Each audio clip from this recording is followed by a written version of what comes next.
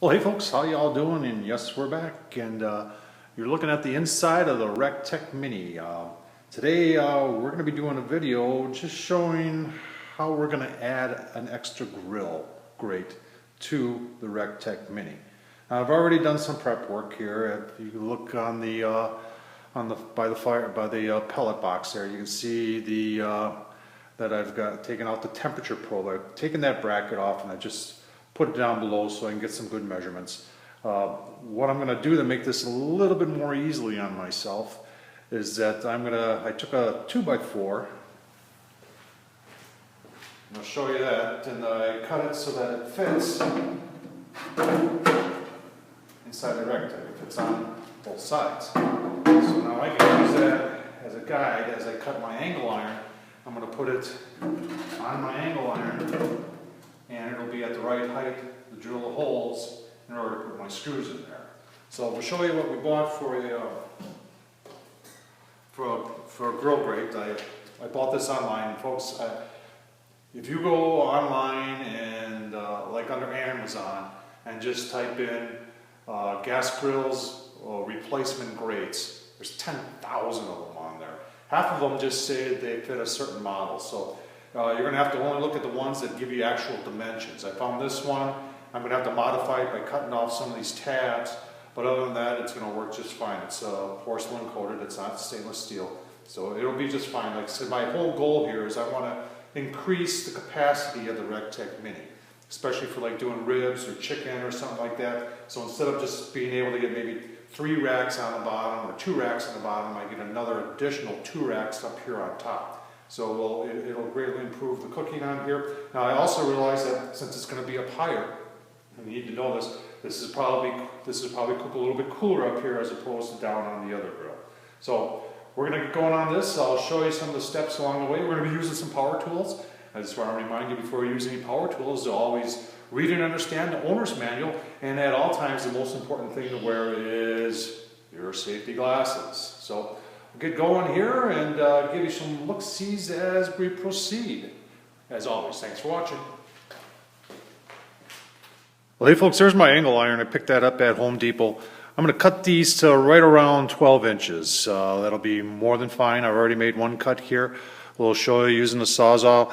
As you can see, I just have 2 little clamps holding them down. If you don't have a vise, like I said, we're just, make sure you secure it. You don't want to be doing just running a Sawzall on it. You want to make sure that you got it clamped down properly. So let's cut this other side.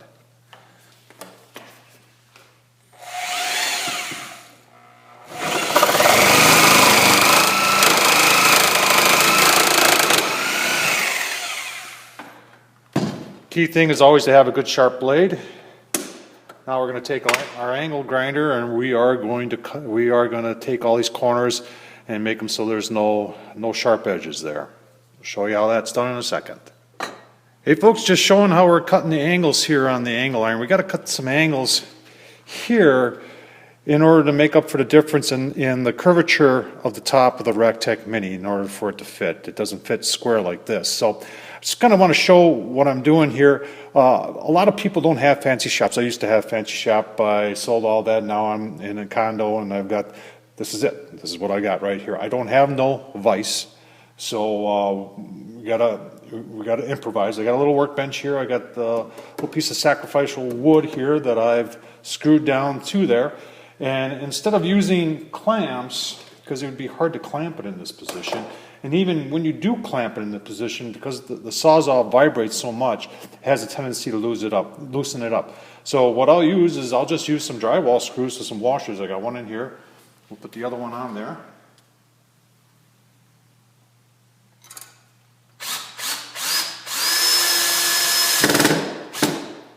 Get it nice and tight.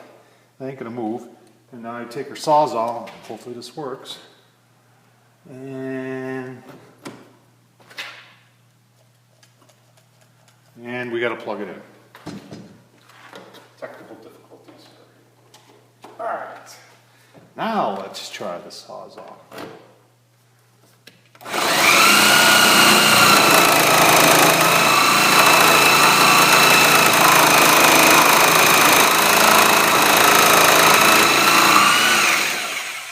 You can see that works that works pretty good. I mean, that's 2 drywall screws and 2 washers. It's a real cheap clamp. So there's your tip of the day. And like I said, we're going to do this the other side. We're going to take off these edges. We're going to take our angle grinder and just take all the burrs off, make sure that there's no sharp edges on there, and then we'll take them over to the grill and start installing them. So we'll show you that. Well, hey folks, we're back at the grill. You can see we've got our angle iron all cut here. You can see there's a slot in there. And what I've done is I've laid out where the temperature probe is going to be. The temperature probe is actually going to be sitting through the slot something like this. So I've laid out where it is, where it's going to be, and I've cut a slot in there so it fits. And you can see the beauty of cutting this piece of 2x4 and using it as a gauge. It's going to make it real easy. I know my holes, my height is going to be the same on this side as it is on this side when I take and put it over there. So it's a bracket for the other side, and what we're going to do is we're going to drill 3 holes and put 3 stainless steel screws in with nuts and washers, and we'll mount that loose. Once I get it in there loose, I'll take the 2x4 off, get the probe up in there, and we'll give you a look-see when I get that done. Thanks. Well, hey folks, there's the first side installed. You can see the adjustments I made to get the temperature probe in there. Another thing you need to take into account when doing this is that the grill portion for the Rectech slides in and out pretty easily, but the grease tray has to come up on an angle, so you just want to make sure, and I'll show you, that we were able to still maintain clearance to get the grease tray in. So yeah, that's important when you're doing this, to make sure that you don't put it too low or have it coming out too far so that you can't get the grease tray out anymore. So a couple things to think about. We're going to put my 2x4 on this side. We're going to put on the other side, drill the holes, put screws in, and then we'll start fitting up the actual grill itself and get it in there. We'll give you a look when we get that going. As always, you know, I get a lot of hints for this kind of stuff on a website called letstalkbarbecue.com. A lot of good people on letstalkbarbecue.com, and they're there to answer your questions, and they let me be on there, and I'm just an amateur. So we'll give you a look-see once we get the other side on and start making the modifications to get the grill on there. Thanks for watching. Well, hey folks, there it is. There's the other side mounted in there. You want to know what type of screws they use? Like I said, they're stainless steel. They're 1/4 inch. The 1/4 inch screws show it how they look on the outside. Almost makes a smiley face there. So it turned out real well. The hole I drilled was exactly 1/4 inch. I want it to be as tight as possible. I doubt that I'll get any leakage, as in smoke, through those holes, since they are so tight and it has a washer on there. But if they were, I don't know if I'd be that concerned, but if it was something, I would, you know, back them off and put a little high temperature caulk underneath that washer. But I don't see it as being an issue. So we're going to start fitting the grill grate, and we'll give you a look-see once I get going on that. We're almost there. Well, hey folks, we're back. All the modifications are done. I just want to show you, I showed you before what the screws look like on the outside, the stainless steel screws.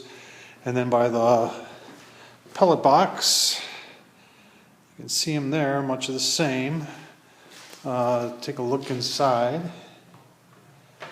And, you know, you can see you've got the grate on there. That adds, in total, easily another 200 square inches of cooking surface to this grill. So they call it the Rectech Mini RT300 for 300 square inches. Now we're the Rectech Mini RT500. So we've got about 500 square inches on there.